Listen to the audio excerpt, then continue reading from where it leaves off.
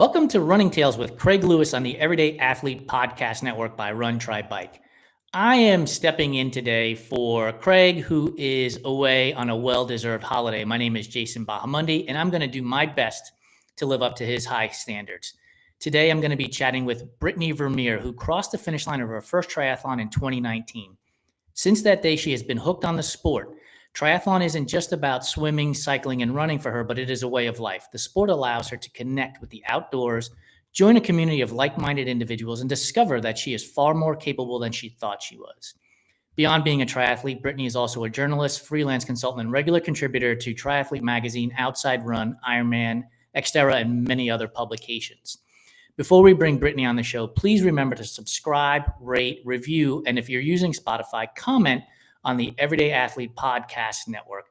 There are 9 shows to choose from with various stories and hosts, so I'm sure you'll be able to find one or all of them to your liking. So without any further delay, let's bring Brittany in from the back room and chat with her about her days in triathlon, her writing, and everything in between. Hey, Brittany, how are you? Good. How are you? I am fantastic. On one of our other shows, the Fireside Chat, we start with an icebreaker question, which typically has to do with pineapple on pizza. But instead of asking you that question, I'm going to ask you a question that is more in line with Craig and Running Tales, which is, what would be the song that you chose as a walk-up song at your next race? I'm a huge baseball fan, and Craig is a huge music fan, so we've combined the two. So this would actually be a much better question for my husband. We were riding the bike trainer this morning, and you can definitely tell the intensity of the workout based on the playlist that he chooses. I tend to be, oddly enough, a little bit more like 80s rock, and I don't know why, because I was born in the 80s. But yeah, so I mean, always there's good choices. Like you can have Eminem or Neo or kind of those. But yeah, I can't pick a specific one, but definitely like 80s genre. That works. So you laughed about the pineapple on pizza. What would be your choice, excuse me, then? Oh, pineapple, definitely.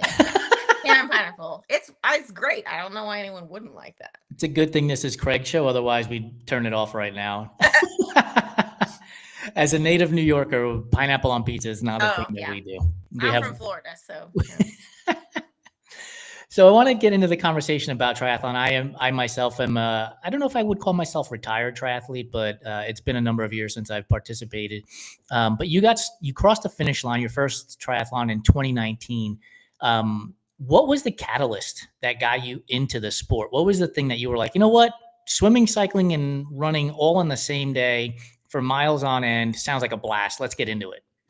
So actually, I was an athlete growing up. I mean, I think like most kids were, t-ball and soccer and golf and karate, like you do, cheerleading. I did everything. The one thing that stuck when I got older, and I did for actually 13 years, was I showed horses competitively. So equestrian. And after that was through college, and actually I had a lot of success. Not a lot of people know in triathlon because I don't really talk about it, but I have 10 world championship titles in equestrian competition. So you get to the very top of a sport and you become really great at something, and then you graduate from college, and then you don't have a lot of financial assistance anymore, and so then at that point you enter the real world. You have to get a job, and it's a very expensive sport. So after that, I've been an athlete my entire life, and I'm like, what am I supposed to do now? And going to the gym was fine, but I've always trained for something, right? I've trained with a purpose, for a competition, for a goal. And a friend of mine has suggested starting running, and I could not run when I started from mailbox to mailbox. Like I was absolutely a beginner, and started doing a couple little trail runs, like 5Ks around town. And she invited me to a triathlon club meeting. And that's how I learned. I had no idea what triathlon was. And after going to a couple meetings, we have a good local triathlon group here in Tallahassee. And that's how it got started. They had my first triathlon was a super sprint. So little baby distance. I think I was like way too prepared for that because I was training with people who had, done Right. like Iron Man and stuff. But I got a lot of great guidance. So it ended up being a great first experience. And I was like, okay, I got it. This is, and I think triathlon is something that you can do throughout your whole life. You can Yeah. start it when you're much younger. You can do it when you're 80 years old. Like it's a competitive outlet for a lot of people who are, not in college anymore. And a lot of times that gets lost because there aren't opportunities for same thing with running. Yep. It's just a competitive outlet for people to train and stay healthy and have fun. How quickly did you cross the finish line to pressing register on the next event? Oh, I remember I crossed the finish line. My coach actually, she at the time she refused to coach me. She's like, "We're just gonna help you a little bit, see if you like this." And I crossed the finish line. I'm like, "Okay, can you coach me now? I want to do this." And so that was 2019. So in that time period, progression everyone does, like sprints, Olympics, and then I believe I've done 7 half Ironman and then 2 full. Our last one was Ironman Arizona in November. So Oh, not that long ago, actually, no, not when long you ago think about it. at all. But that was my husband's first, so it was a fun Oh, experience to get to do it together. that's awesome. I raced Yeah. Ironman Arizona in 2012 myself. Okay. Um, so I have experience. I think the everything is still the same from back then. So you swam in Tempe Town Lake. Hmm. Did you ride the bike up and down the beeline? Yes. Three loops? Yep. Yep. And then I think the run for us is different than the run that you do now, if I'm not mistaken, because I remember being at Ironman Arizona a few years ago, and I know the run course is different today than it was then, but it's all fairly the Yeah, it same it area. runs around the lake. We Yeah. go up into Papago Park, back Yep. over bridges, and that was a really cool part because you got to do loops. Yeah. I know a lot of people don't I like a looped course because it helps you break it down mentally, right? You're not Yep. thinking, I have 26.2 miles. You're like, oh, we'll do this loop, and then this is Yep. this bridge. I got to do this bridge 2 more times, and that's what helps me. I want to go back to 2019 really quick. So, what was out of the three sports? What was the one that you thought to yourself, "I've got this," and then what was the one sport when you were done with that first sprint triathlon that you were like, "Yeah, I probably need to work on that a little bit more." So growing up in Florida, I've lived in Florida my whole life, and then Texas in college, and back to Florida. So I've always swam, like scuba dived and stuff, but I did not know how to freestyle swim. So I definitely got swim lessons before. That's kind of been my thing. I'm a pretty good swimmer. Um, I enjoy the bike, the run. I mean, I started triathlon when I started running. Okay. So I had no background. So the run is definitely, and throughout my, career up until now, the run is definitely a love-hate kind of thing for me. We're working on it. But So you raced with your husband at Ironman Arizona in 2024. What did you guys train together as well? yeah. What was Yeah. that So experience like? well, I did my first one at Ironman Florida the year before. Okay. And he's a couple years behind me in triathlon training. And so we wanted to make sure he was ready because I feel like that's a big thing. You can't do an Ironman for anyone else. It's a Mhm. big, commitment. You have to have a reason why you want to do it. And so he decided the next year that was he's like, okay, I want to. I am not going back to Florida because he's like, I don't want to swim in the ocean. That is his thing. He does not like. But so we picked Arizona, and yeah, it's challenging having one athlete in a family training for an Ironman because the other one has to pick up a lot of slack. Sometimes, I mean, if you we don't have kids yet, but if you have kids, with we both work full-time jobs. He's a doctor. So you have to balance training and life, and having 2 athletes training for an Ironman at the same time in the same household, you definitely have to get outside support. With just I think some days my mom would come over and like bring us dinner. She's like, "Here, I want you guys to have some food." But I mean, it's amazing because I have someone who likes to do what I do. So Yeah. we go on long bike rides together. And although we are not the same pace, he's a lot Mhm. faster than me. You make it work, and it's fun that you can be out there together. Yeah. And I mean, I spend, you know, 24 hours a day with the person that I love, and we get to do what we love to do. So it was amazing, and I was so proud of him because he did, I mean, great for his first one. So It, when he crossed the finish line, was he like, okay, I'm ready to do another one now? Or was it more of like no, a, woo, let's wait and no, then he we'll was go like, back? I'm not sure I like that. He's more of a shorter, faster distance kind of Okay. guy.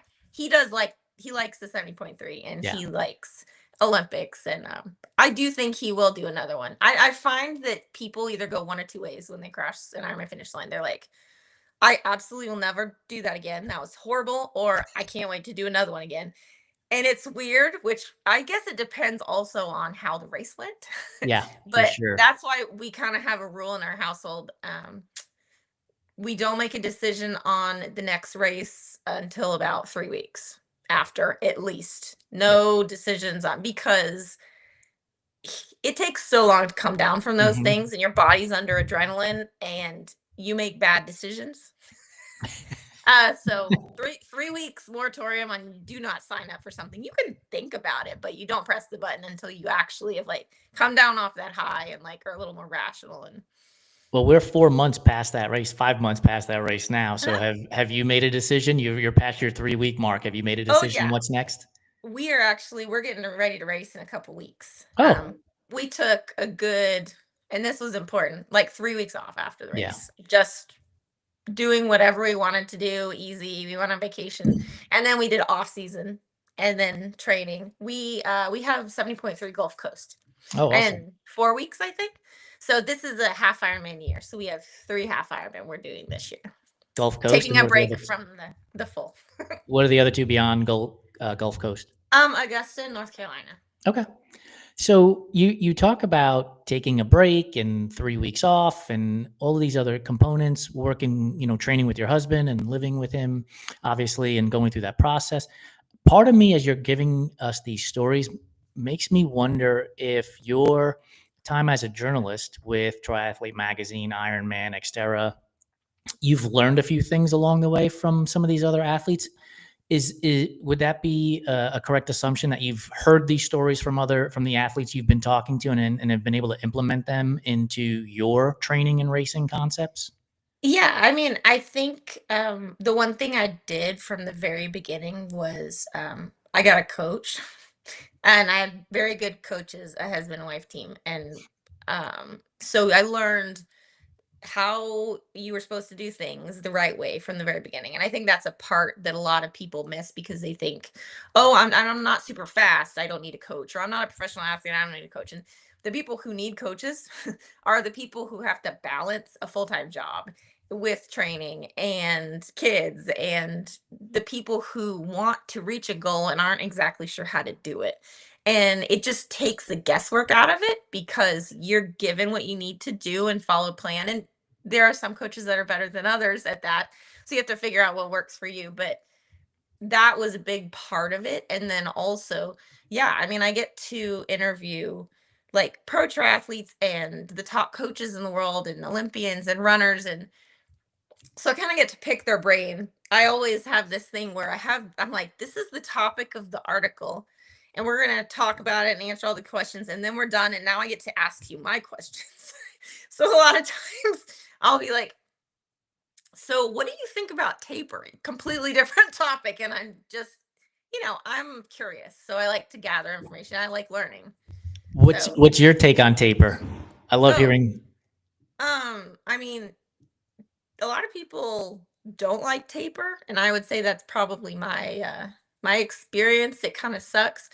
I tend to feel everything during, that everything starts to hurt, and I get kind of sluggish, and you can get cranky and sick, and I don't particularly like taper at all. I know it's necessary, but I would be perfectly happy just like going right on through to the race.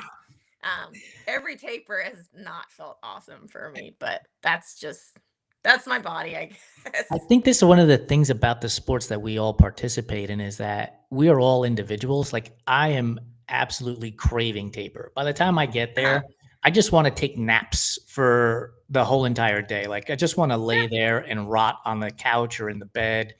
and be done with it. Like I've poured myself into the training.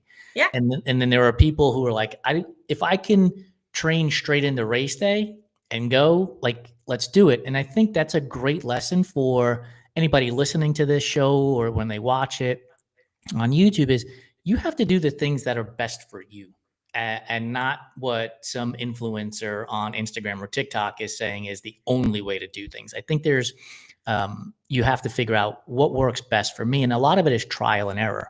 So my question to you is like, what are some of the things that you've tried and you're like, this just does not work for me. I need to do it this way instead. And you have found better results.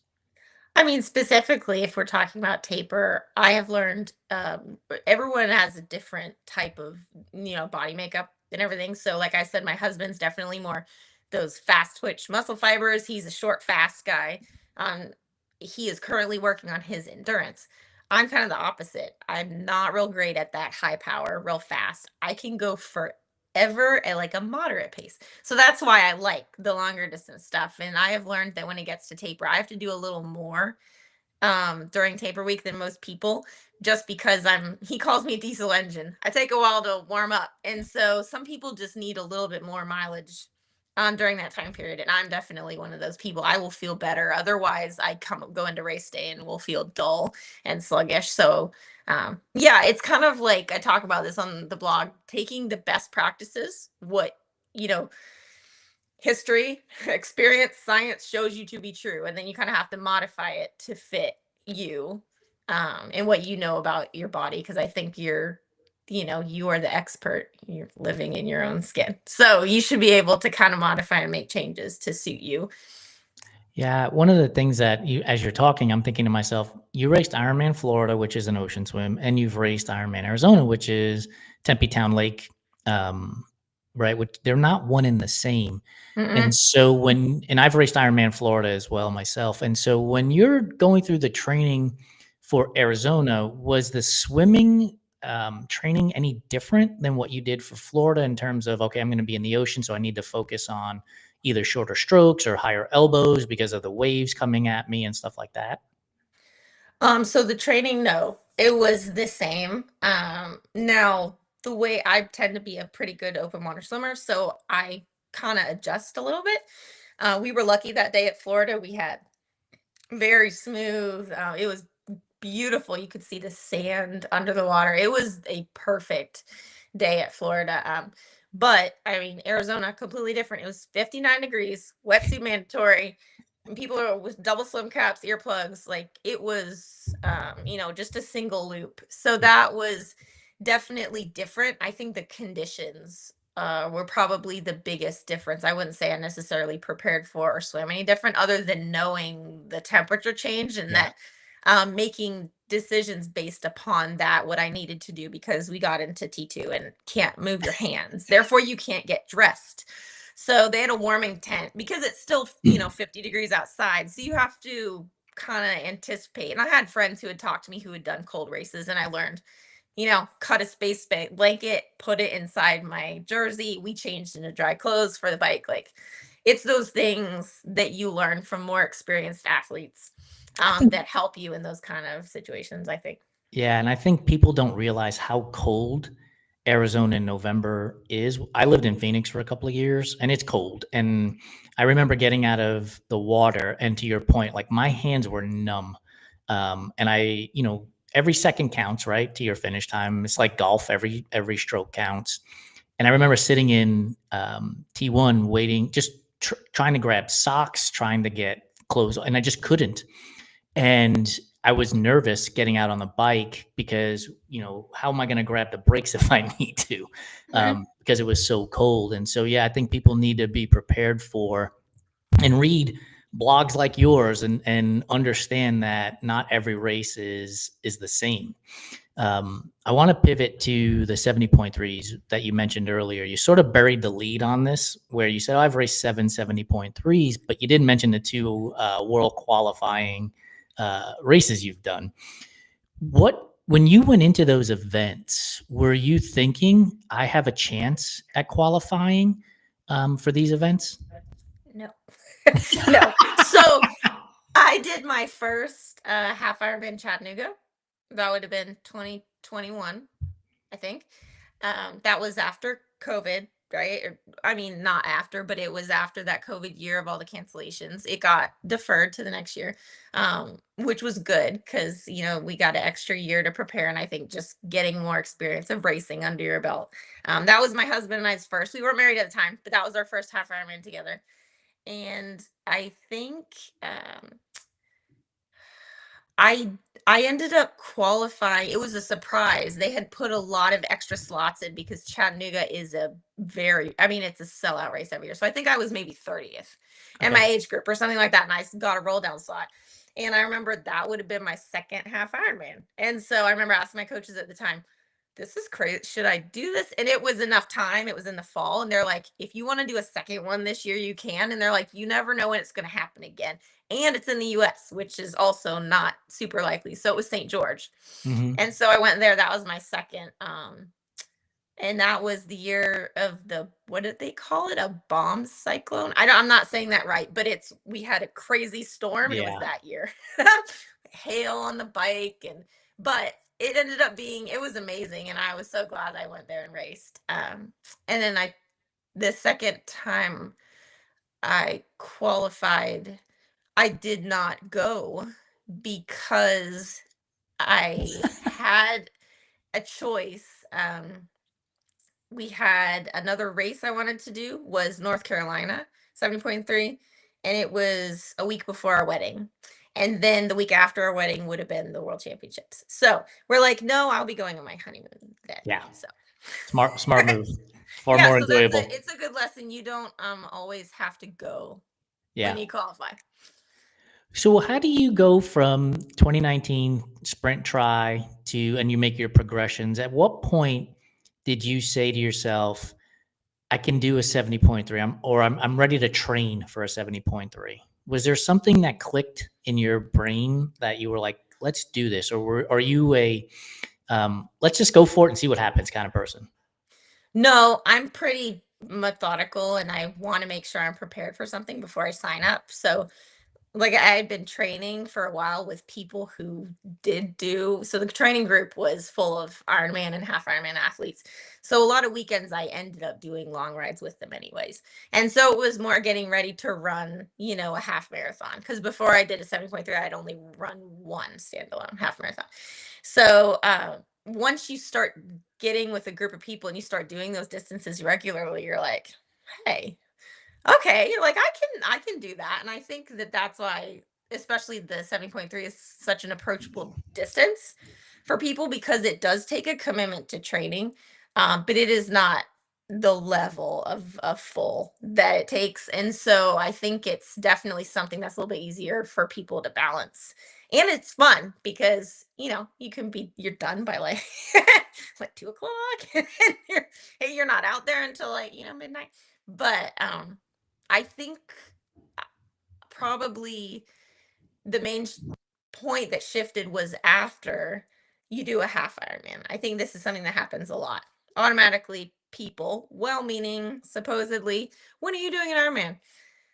Now, that's not something I would ever ask somebody because then they feel a little pressure too. And like I've written for Ironman, I've written for Triathlon Magazine, and let me be clear, you can never do an Ironman and you're a triathlete. You can just do sprints, you can just do halves, whatever distance you want. It's very person specific, but I think there is this expectation out there from people like, well, you don't know what it's like until you do this. And I think that that's not necessary. It just puts pressure on people when um it's just not part of what I think the whole kind of welcoming environment of triathlon should be. So it's an amazing thing. And if you want to do it, that's great. But so after that, I was like, absolutely not. I will not. I want to make sure that I can do this 70.3 distance and get reasonably good at it. So I did, I think 6 before I did my first full. And then that decision was I remember that it was on a particularly bad trail run. It was like a 10-mile trail run in Florida in the summer. I think it was 95 degrees and I'm dying. I'm like, this is really stupid. I hate this. Why am I doing this? And all of a sudden it clicked. I'm like, I can do an Ironman.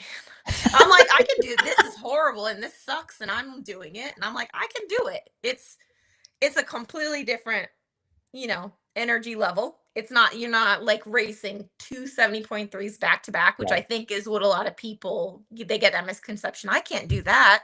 Mhm. It's not like that at all. And that was that shifting point for me, was during that really bad workout. I'm like, if I can do that. Yeah, like I love the Ironman distance because like you, I'm more of a candle than a match. Like I don't mind being out there for hours on end, but it does take a lot of time to train. And Yeah. I think that oftentimes people will make the leap without thinking of the amount, the volume that it's going Hmm. to take. And it's not because you're going to set records and qualify for world championships and things like that. It just takes a lot of time. Like one of the things I often tell athletes who are interested in Ironman, I'm like, a 5 hour bike ride is literally pedaling for 5 hours, but you're probably out there for 6, 7, 8 hours because you might make a stop at a coffee shop. You might stop to get Gatorade at a gas station. Stoplights are all over the place, depending on where you live. And all of that stuff adds up. And so before you know it, you're literally your entire Saturday or Sunday is wiped out. And you have to be prepared for that. Did you get any advice, maybe from your coach or just again writing for the publications that you write for, that helped you prepare for it? And was there one piece that you were like, yeah, this is the thing I'm going to have to pay attention to the most when it comes to work life training balance? Yeah, for sure. Actually, when I was getting ready to do my first full, I had been writing for them for about a year at the time. And, I'll pitch stories to them or they tell me specific things they want me to write. And my husband was like, hey, you need to, tell them, what if you write a series of like 6 posts about what it's like leading up to your first full Ironman? And I'm like, they're not going to want that. Like, I'm an age grouper. Why? It's my first. Why are they going to care? And he's like, people have so many questions leading up because it's an unknown, right? So he's like, just ask. And they were like, yes, definitely, let's do it. So I did that 6 part blog for them. And during that period in time, every month, I would talk about what we were doing in training. And I would also I'd talk to either pro athletes or fellow age groupers or coaches and get their information about tips and suggestions. And so we talked about, like training in the summer at trying to modify when it gets to be 105 degrees and you're trying to get training in it, balancing training with life and recovery modalities and all this kind of stuff. We talked about taper, and I think one of my favorite ones was towards the end, and it was all on mindset and mental skills. And I knew that was going to be a big thing for me because leading up to Ironman Florida, my longest run was a 20-mile run. I had not run a marathon, so it was going to be my first marathon and my first Ironman at the same time. So I knew, if anything else, I knew I could knock out the swim. Good, I can knock out a century. I'm fine. The run was going to be the thing where I was going to need that, and that is, I know people like to say, not an Ironman is 90% mental and 10% physical. I'm going to dispute those a little bit. Hot take coming However, in. however, I think that the importance of that, being able to like have the strength to stay focused and to like not fall into what if thinking and not catastrophize and be able to like when an obstacle happens. I remember a friend told me that. He's like, it's a long day. So if something goes wrong, you fix it then. It's not like you're worrying about seconds, you're worrying about sustaining over hours. So you fix problems and obstacles when they happen. And I had things happen. I got stung on the leg by a wasp riding at a T2. You get weird things that go Mhm. wrong. People get flats, they drop a bottle, and you have to learn how to be resilient. And that was the mindset part was the biggest thing for me. And I don't think a lot of people realize until they get in there and they start doing it that maybe they wish they would have spent a little more time on that, the mental side of training. When I was training and racing for Ironman, one of my training partners, we used to always say the hardest muscle to train is the one that lies in the 6 inches between your ears. Because look, it's 100+ degrees, it's humid, right? You've been out on the bike for 4 or 5 hours and you're wondering why does that fire hydrant that you just want to reach keep moving further and further away from you? And but you work at it and you get there because it is a series of problem solving, right? Here's an issue, solve the problem. Here's an issue, solve the problem, and keep moving forward. Which makes me wonder about your training. Has there been a moment where you vividly remember everything lining up? This is during training, not in the race, during training, where you're like, I could do this all day long, whether it was in the water, on the bike, or on the run. Yeah. And I think it's important to remember those moments because they don't happen all the time. And so I tell my husband, like the other day, he had a killer bike workout. We looked at it ahead of time. I'm like, oh, buddy, this looks fun. And he did it, and he was like, I felt really great, and that was good. And I'm like, no, wait a second. I'm like, you crushed it. It was amazing. And I think sometimes, not a gender thing. Sometimes men tend to do downplay a little bit, and so I'm like, okay, I need you to recognize how good that was, what it felt like, realize you did a great job. You were able to execute and remember that because that's not going to happen every time. So you have to remember, draw upon those times in training, like you said, whether you're swimming or running or whatever, and everything clicks. And you're like, oh. So what I do is I'll write comments in my training peaks, but also I was reading a blog the other day and the gentleman suggested this, having a written journal. And he was calling it like your confidence book. Just writing like 2 sentences. Had a 8-mile run today, had intervals at the end, executed them perfectly, felt really strong. And so you get all these little entries, and then that week of the race, you go back and read them, and you just remind yourself. We forget so quickly, Yeah. right? Just remind yourself, these are all the times I did so great. Because a lot of times what happens is those times we didn't do great, Mm-hmm. they stand out a little bit more. So just to give yourself, it's kind of like putting like pennies in like a little confidence bank, and then you withdraw before the race. And so I really liked that idea. I thought that was a good way to. That, that's a fantastic idea. And I think one of the things that I've been known to say is if you're writing things down, you tend to remember them more, Mhm. as opposed to thinking to yourself, oh, that was a great run and I'll remember that later on. Like that Yeah. almost never happens. But writing it down reinforces that it was a great swim, bike, or run. Um, which brings me to the next question. Like, we live in a world where obviously social media is very prevalent. And if we aren't taking note of the things that we've done, like writing the note, 8-mile progressive run, it was fantastic.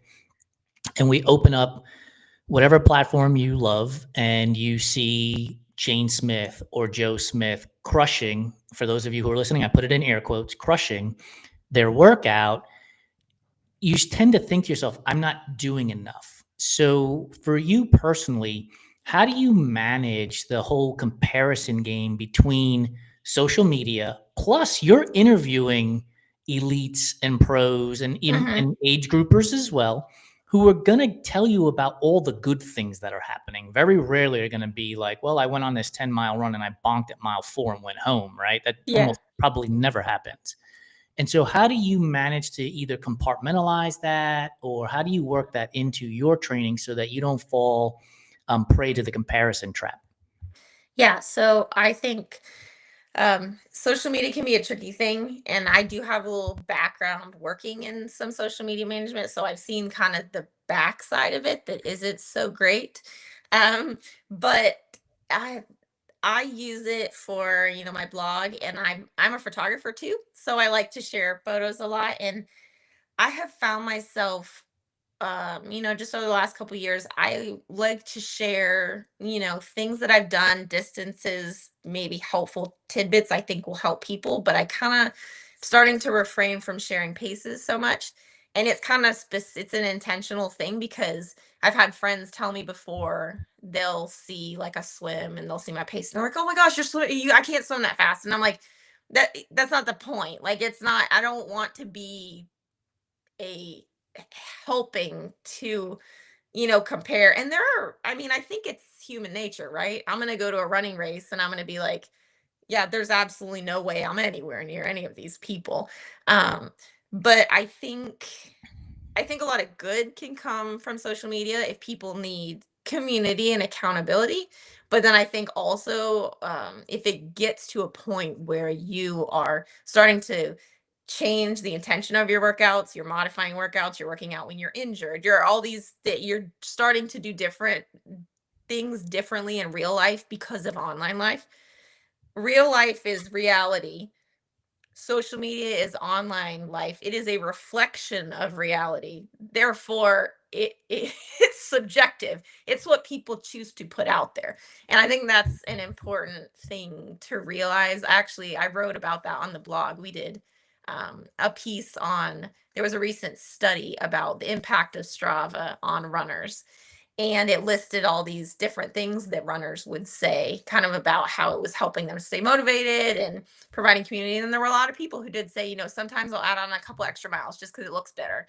I want to title my easy, I don't want to show my easy runs. There are things like that, and I think that's where it can be damaging. I mean, it's something that we all have to navigate because unfortunately that is part of life, but you also get to choose, right? So I don't have Strava anymore. I just don't see Yep. value in it for me, and I think there is for other people. I don't really care to look at other people's stats, and I don't really see why they would care to look at mine. So it's about, you do get to choose where It's you put your energy. It is super interesting that you say that because for a long time I was on Strava and I got off of it for a number of years. And it's not like I wasn't missing anything. Like the whole misnomer, right? If it's not on Strava, it didn't happen. I was like, yeah, I'm still fit and I'm still crossing finish line. So yeah, it's actually happening. And then I just got back on it a few months ago because of the company for Run Try Bike. We have a club page there. And so I got back on it. But I'm one of those people that goes on there, changes his description to, ran for donuts today and then, gets off and doesn't scroll everybody Mhm. else's. But I vividly remember this when I used Strava the first time. People would title their stuff Easy Run, or a specific person, I should say, not people, a specific person would title it Easy Run, and everything.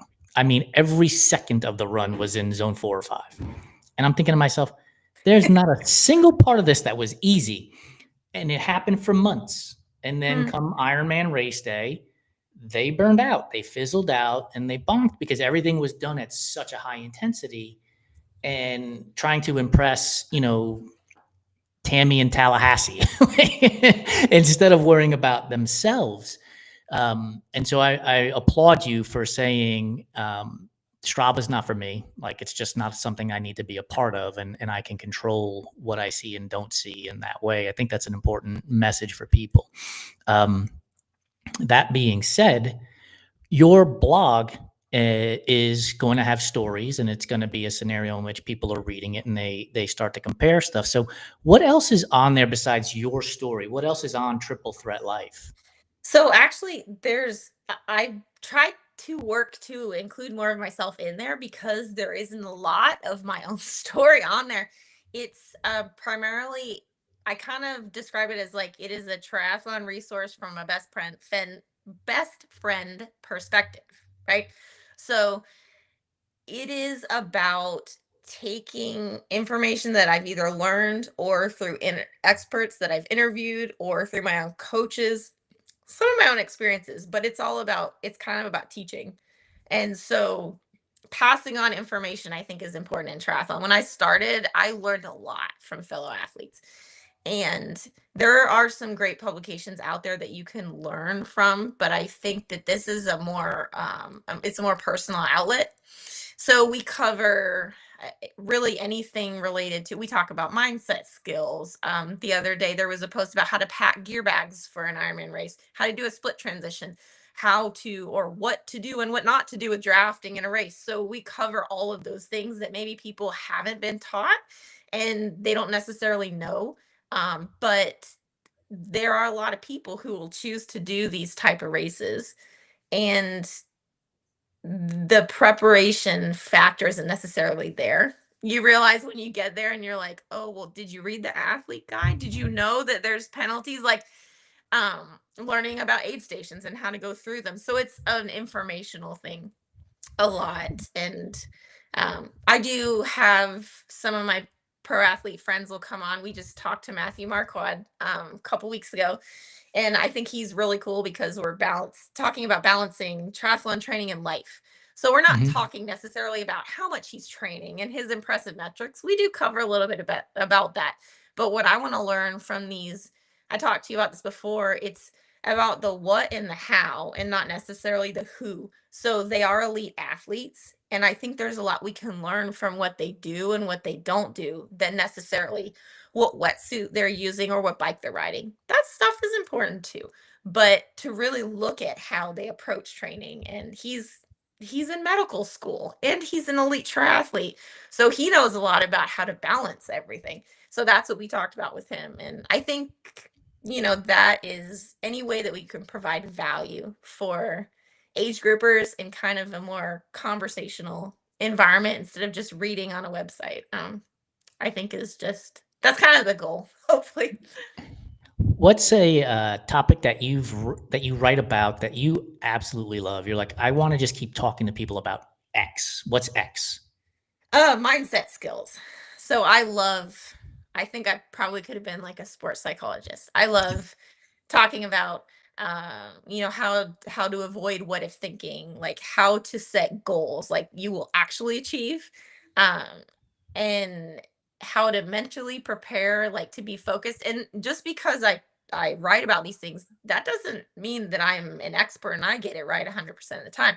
I'm honest. So, and I explain my experiences, and I think that also helps people relate to you, because it's like, okay, I struggle with focusing, especially during the run. These are 6 things that I have found that help me.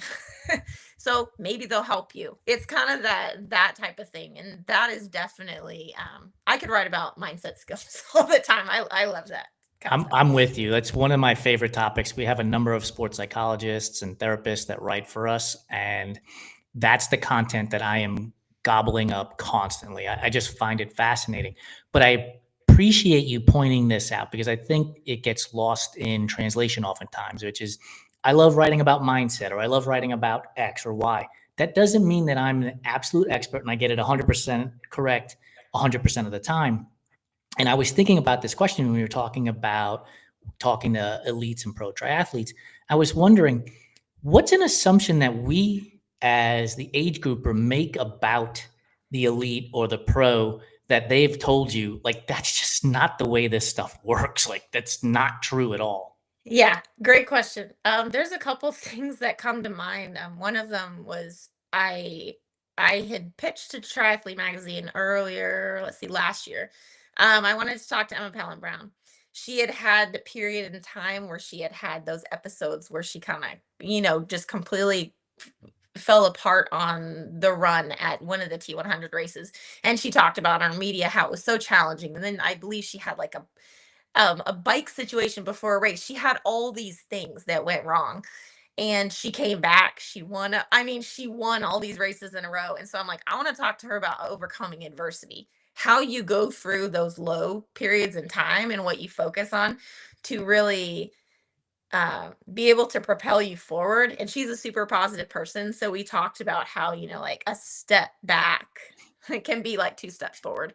So you have to keep thinking about, yeah, you got to take necessary time to recover and rehabilitate. You have to figure out what went wrong so you can fix it, but also you have to keep pushing forward and believe that you can. You can do something and you can achieve it, and you can't get too down on yourself, because we are doing a sport. I mean, for them, it is their livelihood. So it's a little bit differently, or I'm a little bit different than age groupers. But I was talking to her about how she struggles with imposter syndrome. She had said, she's like, you guys, work full-time jobs and you go to all these races. And she's like, this is, what they do for work. She's like, I line up in the start line. I think there was one of the Olympians said the exact same thing. He said, he's like, I line up there and I'm looking around at all these people and I'm like, why am I even here? I'm not as good as them. I'm not as fast as them. And I've had a lot of pro triathletes say that to me. And I think that that is something people would not necessarily think, because they just think that they're, I don't know, they are a certain level above us with physical talent, but they are still human beings, and they still have struggles. They have some of the same mental roadblocks we do. They make mistakes, as you've seen in some of the, most recent races.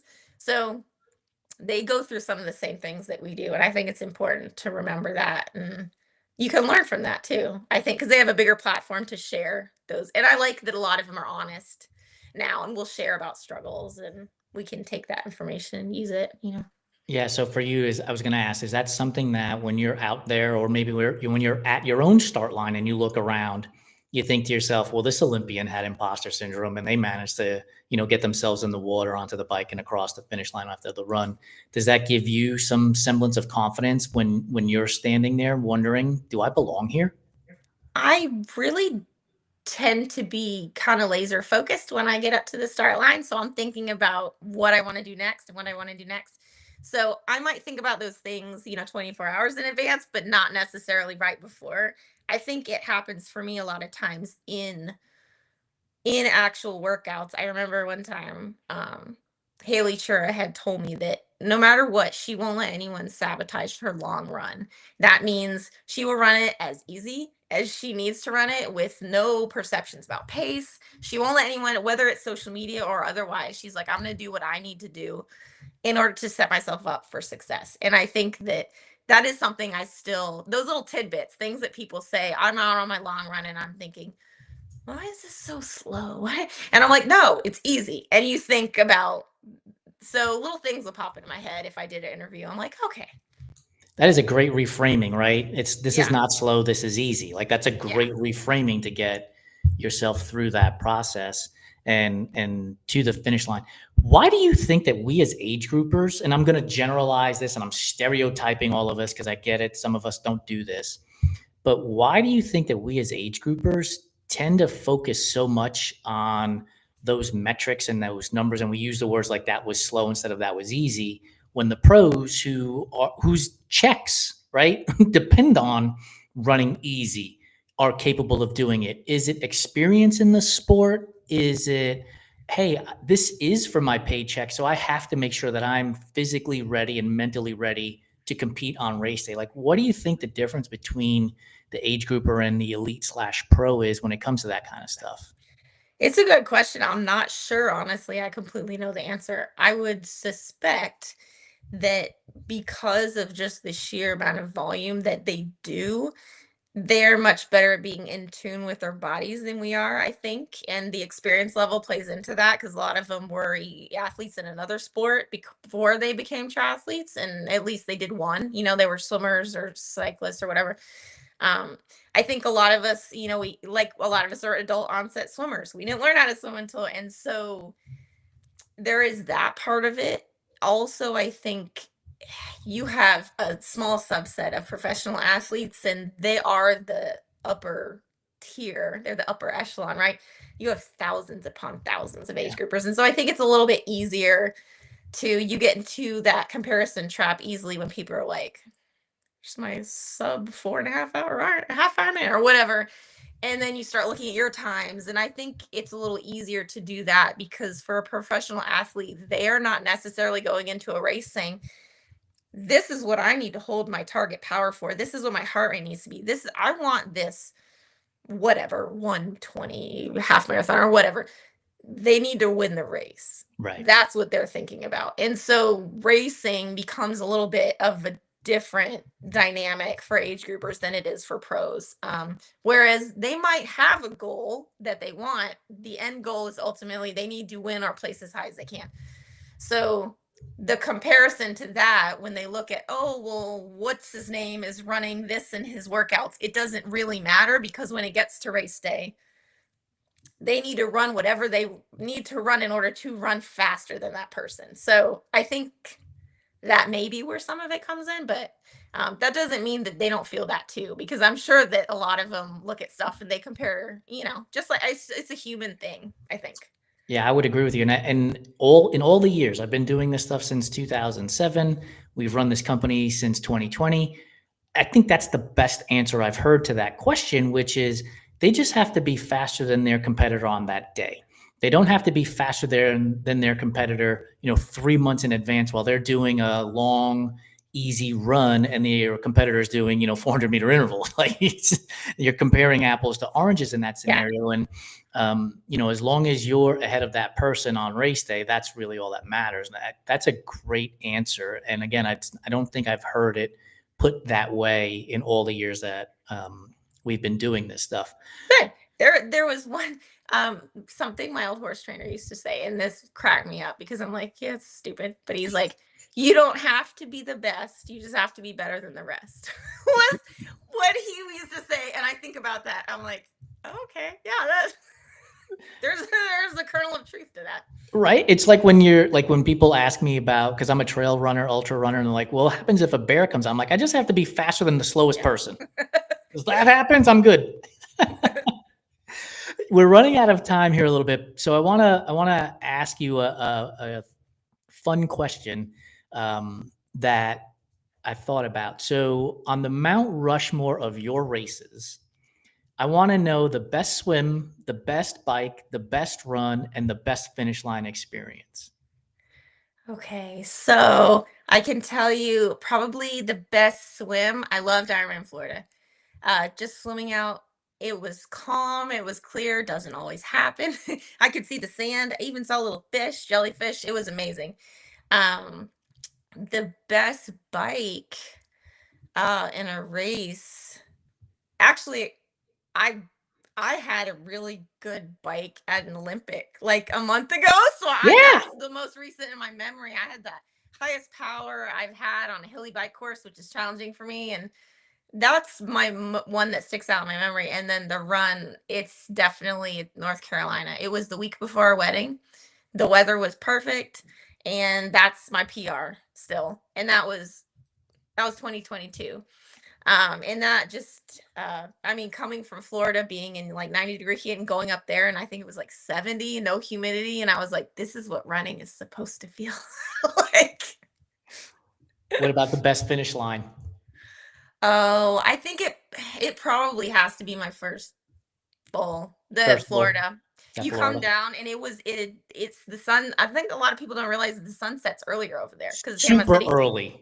So I think I finished around 8:20, something like that. So the sun had been down for like, a little while, and it's Christmas time over there because it's November. So Christmas lights and all the palm trees, and it's dark and just heading towards that the the big Ferris wheel there. And my husband had surprised me because I do some press. So he was able to get in the finish line and give me my medal. And I was so delirious. I'm like, what? How are you here? I'm like, and the funniest thing, I had no idea about the first timer's bell.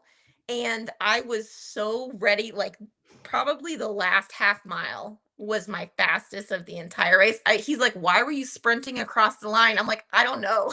I just got so excited. And I'm like, I want to be done. I just like sprinted. He's like, come back. Oh, but that was probably the most fun. That run, because it does get dark and you're in that Yeah. neighborhood and it's not uber well lit in that No, neighborhood, right?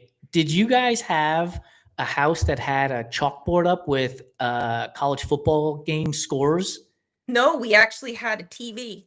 There was a Okay. guy with TV, and he had shifted it so as you're running by, you would see the college football scores. It's a crazy place. There were people driving by on golf course, Yes. carts playing crazy music, people at bars. It's a rowdy run course, but It really yeah, is. It's a memorable run course for me because of all of that stuff. Like it's just different in yeah. every step of the way It's Panama along. City. Yeah, So it's true. anything goes. Yeah. I love it. So you've got two 70.3s on the schedule coming up. What's the future after that look like for you? Are you the kind of person who's like, I'm going to be in triathlon from here on out? Will you get back onto the trails, the ones that pushed you off and into Ironman? Um, I want to keep getting better at racing. I think that it takes a long time. I like to say, "Oh, I've done this and I've done this," and then I remember my coach is like, "You're like a baby triathlete, like compared to someone who's been doing this for 30 years." So I want to continue to get better, and I'm shooting for. I want a really good run off the bike and a half. My goals tend to surround running. Unfortunately, Arizona was not a good experience for me. And so had a lot of trouble with nutrition on the run. So that it ended not well. So I will do another Ironman. I'm not sure what year it will be. But I know I can put down a really good marathon off the bike. I didn't get it this time. But I think that's part of like, you know, no matter where you place, or it doesn't necessarily matter, that is dependent upon who gets there, right? And even times are dependent upon the course and the weather and your training and whatnot. But I think always continuing to strive. What I say in the blog is like continual pursuit of like personal improvement. Just getting a little bit better. So that's the goal, just to continue getting a little bit better Would you and describe help people. 100%? Would Yeah. you describe yourself as a patient person? In certain areas, I am patient with other people and I'm really good at explaining things, and then I'm not so great at doing it for myself. That's interesting So, because the idea that I had a bad run at Arizona and I don't know when the next Ironman race will be is a sign of patience, right? Like I yeah, will get there yeah, eventually. I don't need to do it right away. That's a tremendous sign of patience because you also said, um, I want to be in this. I want to improve. I want to get better. And it wasn't in a way that said, I'm going to do it overnight, right? Because yeah, this stuff is hard. This stuff is really hard. And improvement doesn't happen, from day to day. It takes months, yeah. years in some cases Years. to get better. Yeah. Yeah, I think I told someone the other day because I tend to be a little better at swimming than the other two, and so some of my friends, that is an area a lot of people struggle with. So they'll say, "You know, how did you get better at swimming? When did the confidence shift happen?"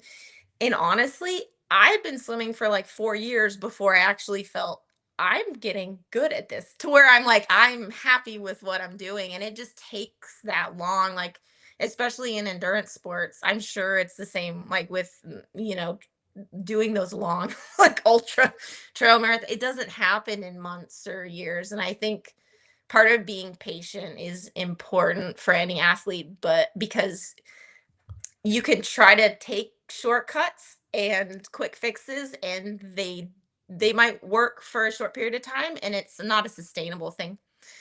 Just consistency, and sometimes you have to make changes when things aren't responding the way that you think they will, so you have to like adapt. But I think just consistency and continuing to work on just getting a little bit better all the time is something anyone can do. Yeah. I tell people you have to get comfortable with doing the boring work, right? Yeah, Like definitely. when you get comfortable doing the boring work is when you start to see the bells and whistles take place because Mhm. all of a sudden, and let's make up a number, your 10-minute mile goes to 9:58, then it goes to Yeah. 9:50 and then 9:42. And it's all because you're doing the boring work on a Mhm. consistent basis. Because again, social media will have a tendency to trick us into believing that everybody's, doing 400-meter repeats and 800-meter repeats, and they're going from, Yeah. 10-minute miles to 5-minute miles and qualifying for the Olympics. And it's like, that's just not how any of this works. Just show up, do the boring work day in, day out, and you will see that improvement and you'll become the overnight success. Yeah, yeah. There was a great commercial on the Olympics, and it was about, three examples of celebrities and athletes. And I don't even remember what the commercial was for, but I just remember it was about, these are your overnight successes. And it shows them little kids, and you only see that. You see the end product. You don't see what is taken so long in order to achieve. So Yeah. definitely true. Muhammad Ali, who is an idol of my father's, and I was able to watch him fight oftentimes, and he always was great with quotes. One of the things he was quoted as saying is, "Champions are made in the dark," and it's the things that he's doing that you don't see that Hmm. are the things that are the difference, right? Because the press would come in and they'd see him spar for a round or two, and Hmm. walk away, and it's like, yeah, once you guys walk away, I'm still doing work, and that's where the champion gets made. So Yep. that quote is fantastic. It's forever etched in my brain. Brittany, we are running out of time. Where can people find you so they can read your great work, follow your journey to your 370.3s, and hopefully a slot at another world championship at some point? So I have a new website, and so the blog is Triple Threat Life, obviously swim, bike, run, but it's about being a triple threat in any area of your life, because I talk about mindset too. I think we can all do that. So it's thetriplethreatlife.com. And then for people who are on Substack, it's triplethreatlife.substack.com. So we send out newsletters twice a week. And then the Instagram is Triple Threat Life, and TikTok. So it's Triple Threat Life everywhere. But yeah, they can sign up for the newsletter, and get things delivered right to their inbox so you don't have to scroll through, media endlessly trying to find things. Awesome. Well, thank you for joining us. I'll make sure we put that into the show notes. I really appreciate your time, Brittany. Have a Of great rest of course. your day. Thank you. It was awesome. For those of you who stuck with us throughout this Running Tales, I hope you were able to enjoy it despite Craig Lewis not being here today and having to listen to a person who never uses the words mate or flat or have a British accent. Really appreciate you being here. 2 weeks from now, we will have another Running Tales for you where Craig will be the host. So make sure you check us out on the Everyday Athlete Podcast Network on your favorite podcast platforms. Be sure to smash the subscribe button to Brittany's Triple Threat Life Substack, as well as on our Everyday Athlete